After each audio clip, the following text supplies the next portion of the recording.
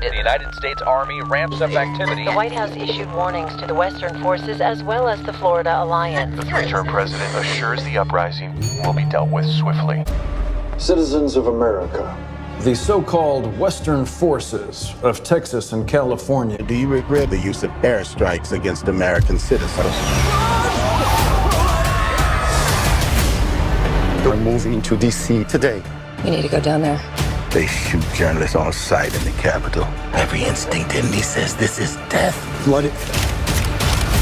Every time I survived the war zone, I thought I was sending a warning home. Don't do this. But here we are. There's some kind of misunderstanding here. What? Well, you're American, okay? Okay. What kind of American are you? How did Rome fall? Historians have been debating that question, well, moving on 2,000 years now. But everyone agrees one of the reasons is pretty obvious. The Roman military, its legions, became dominated by non-citizens who, in the end, because they weren't loyal to Rome, turned against Rome's citizens. So knowing that as we do, consider this series of facts. This country has been flooded with tens of millions of illegal aliens. At least 7.2 million. That's the official number, have entered since Joe Biden became president. That number is greater than the population of 32 states. So what do we do with these people? Do we deport them? No, not according to the U.S. Congress. Here's the idea. There is no higher honor than serving your country in uniform. And that honor could be extended to migrants under a new bill introduced by Hudson Valley Congressman Pat Ryan. Called the Courage to Serve Act, this bill would offer qualified and vetted migrants an expedited path to citizenship if they serve in the military. According to Ryan, last year the military services collectively missed recruiting goals by roughly 41,000 recruits, leaving some crucial positions unfilled. If there are folks with the courage to raise their right hand, take an oath to protect and defend our Constitution, and put their lives on the line for this country, then they sure as hell deserve the opportunity to be citizens in the United States. Crisis in Haiti and growing fears of a mass migration from a country in chaos. Florida's governor deploying more patrols to the state's southern coast and plans to install new leadership in Haiti appears to be cost nearly 30% more to hire an American than it will to hire an asylum seeker or migrant. Policies favoring immigrants over Americans. Tyson laying off 1,200 workers after closing its pork factory in Perry, Iowa, only later to announce 52,000 jobs for migrants. Thanks to something called the Work Opportunity Tax Credit, which will allow companies, both small, medium, and large, to write off nearly $10,000 per year per hire of a migrant. You recognize it is not normal to have the United States Army patrolling your streets, right? But the even more wild thing is watching your government pretend they don't know why they have a crime problem.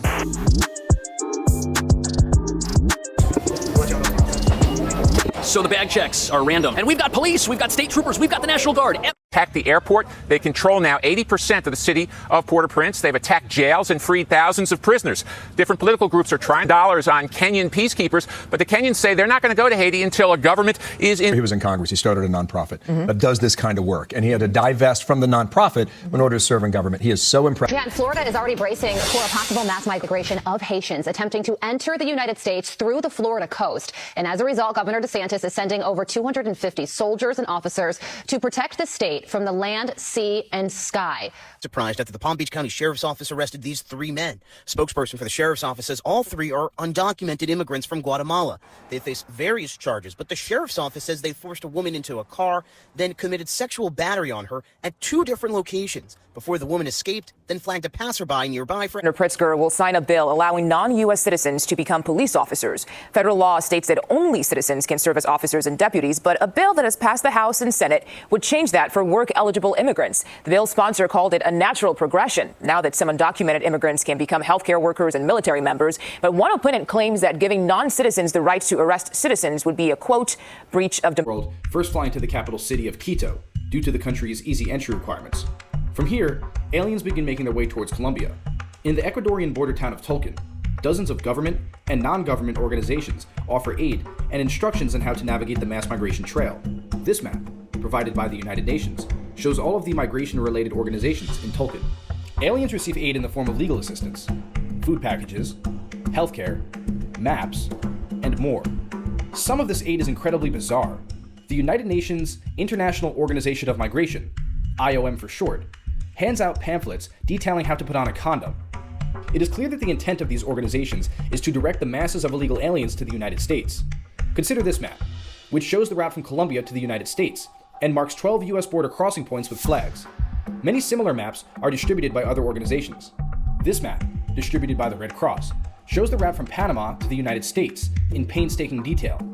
On the back of the map, illegal aliens are encouraged to ride on top of freight trains to reach the United States border.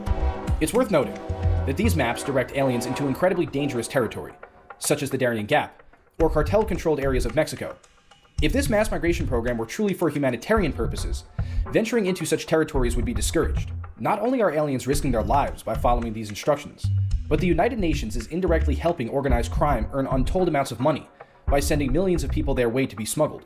These same criminal organizations notoriously rape women, rob innocent people, and execute their enemies. Look at this. Denver's dealing with some tough stuff right now. The city's grappling with a situation that's more intense than many realize. Denver is now laying off government employees in order to actually pay for the migrant crisis. We have at Wall Street Silver has basically given us an update about that. When the mayor office was questioned, they said that some government employees would have their hours reduced to 0 hours. So just don't call it a layoff. Okay, we actually have an article here that basically gives a rundown of Denver city workers' hours being cut to 0. That's basically due to the migrant influx. They're trying to address those type of issues, okay? The reduction in hours of operation and programs will affect the numbers of hours worked by many on call, some to the point where they may not receive any hours. The potential cuts are part of nearly $5 million effort to save money as Denver addresses an ongoing influx of migrants. City council members are proposing allowing migrants to work as police officers and firefighters. So, wow, they're willing to actually let go regular Denver citizens of their jobs and hire migrants to work as police officers and firefighters. In an interview that aired yesterday, he said he regretted calling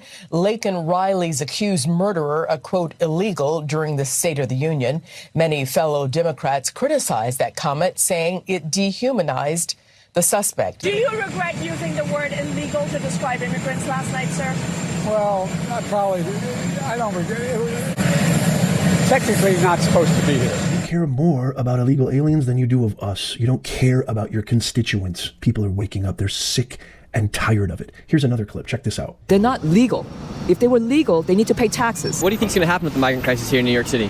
It's getting bad because they're also next to my house and they piss on my door. I could tell that they're gang lords. I mean, they're tattooed up to head to toe. The people pissing on my door, they're tattooed up head to toe. And there's no law against illegal migrants committing crimes. So again, it's lawlessness, non-payment of taxes, siphoning all our money to their native countries, and it's just killing our economy. Eric Adams just said he's going to give 4,000 migrants jobs. That means 4,000 civilians have less jobs. It's just not fair to Americans. It's getting scary. Right now, people in the Bronx are getting attacked. People Upper East Side, 2 of them just got attacked. And it's illegal to buy mace. It's illegal to protect yourself. And the progressive love affair with criminals at the expense of victims has infuriated law-abiding Californians. While we suffer every day with rampant theft causing our small businesses to close and our large box stores to move out of state, our supermajority of lawmakers sit here in their guarded tower, oblivious to what is going on in their communities, experiencing drastic increases in all crimes, particularly violent crimes. Lincoln Riley, an innocent young woman who was killed by an illegal. That's right. But how many of thousands of people being killed by illegals? How many of thousands of people being killed by illegals? There are other kinds of violence I want to stop. With us tonight is Jasmine, whose 9-year-old sister Jackie was murdered with 21 classmates and teachers in an elementary school in Uvalde, Texas. Very soon after that happened, Jill and I went to Uvalde for a couple of days. We spent hours and hours with each of the families. We heard their message, so everyone in this room, in this chamber, could hear the same message. The constant refrain, and I was there for hours meeting with every family. They said, do something. Do something. A shooting in Iowa recently, he said, when asked what to do about it, he said, just get over it. There's his quote, just get over it. I say, stop it. Stop it, stop it, stop it. When there's a event that doesn't require, it's not in progress, we're going to take and reroute that call to our telephone reporting unit, which will be operational from 7 a.m. to 3 a.m. Residents of the city will see a major change in the way police respond. They will no longer respond to calls that aren't considered in-progress emergency. That means calls like criminal mischief, theft, harassment, and most burglary alarms will all be handled by an enhanced telephone reporting unit. That means residents will file a police report over the phone. Officers will not respond unless it's an emergency. Also, between the hours of 3 a.m. and 7 a.m., there will be no officers at any of the 6 stations stations throughout the city. Call boxes that link directly to 911 have been installed for people to use in case of an emergency. And during the overnight shift, there will be as few as 20 officers to cover the entire city. We're patrolling the neighborhood. Hartford's Armed Self-Defense Brigade made the first of their community patrols Saturday morning on Garden Street. More than 24 people took to the streets armed with a mission. We're cleaning up the community. To clean the streets of both trash and crime. We'll be patrolling at night, so it's not just a one-time thing. It's going to be on a consistent basis. City, including Hartford's mayor.